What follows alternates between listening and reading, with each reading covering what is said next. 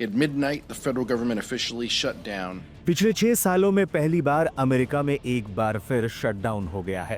राष्ट्रपति Donald Trump की party अमेरिकी संसद के ऊपरी सदन सेनेट में अस्थायी फंडिंग बिल पास कराने में विफल रही है।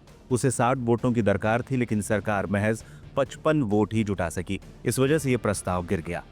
स्पेंडिंग बिल पास कराने के लिए विफल होने के बाद ट्रंप सरकार को 7 हफ्तों की मोहलत देने के लिए अस्थायी फंडिंग बिल लाया गया था। इसके साथ ही फंडिंग बिल की समय सीमा भी मंगलवार 30 सितंबर को खत्म हो गई।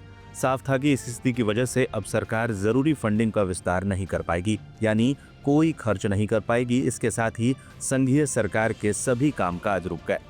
60 वोट नहीं जुटा पाई ट्रंप सरकार। इससे पहले सत्ताधारी रिपब्लिकन पार्टी ने अल्पकालिक उपाय के तौर पर ट्रंप सरकार को 21 नवंबर तक फंड उपलब्ध कराने के लिए सेनेट में अस्थायी फंडिंग बिल पेश किया था, लेकिन मंगलवार देर रात तक सेनेट में हुई बहस के बाद यह प्रस्ताव गिर गया। सेनेट में सत्ताधारी रिपब्लिकन के पास सिर्फ 53 और विपक्षी डेमोक्रेट्स के पास 45 सीटें हैं। ऐसे में रिपब्लिकन जरूरी 60 वोटों का आंकड़ा पार नहीं कर पाई। डेमोक्रेट्स झुकने को तैयार नहीं थे। ऐसे में इस बार कोई बीच का रास्ता नहीं निकल सका और नतीजा ये हुआ कि सरकार शटडाउन की स्थिति में चली गई। विपक्ष के पास इतने अधिकार कैसे आए? अमेरिकी संविधान कहता है कि पैसा खर्च करने का कंट्रोल सिर्फ अमेरिकी संसद के पास है। कानून ये भी कहता है कि सरकार संसद से बिना मंजूरी के खर्च नहीं कर सकती और इसके लिए सरकार को विपक्ष का साथ मिलना बेहद जरूरी है। 1980 के बाद से ही यह साफ हो गया था कि अगर बजट पास नहीं होता तो सरकार को इमरजेंसी को छोड़कर बाकी काम तुरंत रोकने पड़ते हैं। यही स्थिति सरकारी शटडाउन कहलाती है। क्यों पड़ी इस कानून की जरूरत?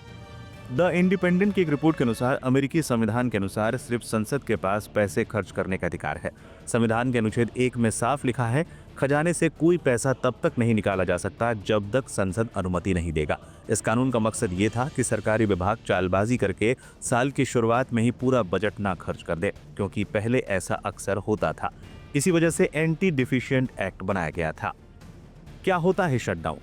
अमेरिकी सरकार के कामकाज को संचालित करने के लिए हर साल संसद से बजट यानी फंडिंग बिल पास कराना जरूरी होता है। अगर किसी कारण से अमेरिकी संसद के दोनों सदनों में से किसी भी सदन में ये बिल पास नहीं होता है तो सरकारी दफ्तरों का कामकाज बंद हो जाता है, क्योंकि उसके कर्मचारियों को वेतन नहीं मिल पाता है। इसके अलावा अन्य खर्चे भी रुक जाते हैं। नतीजतन गैर जरूरी काम रोक दिए जाते हैं। यही स्थिति को शटडाउन कहा जाता है। पिछले 2 दशकों में ही अमेरिका की 5वीं बड़ी शटडाउन स्थिति बनी है।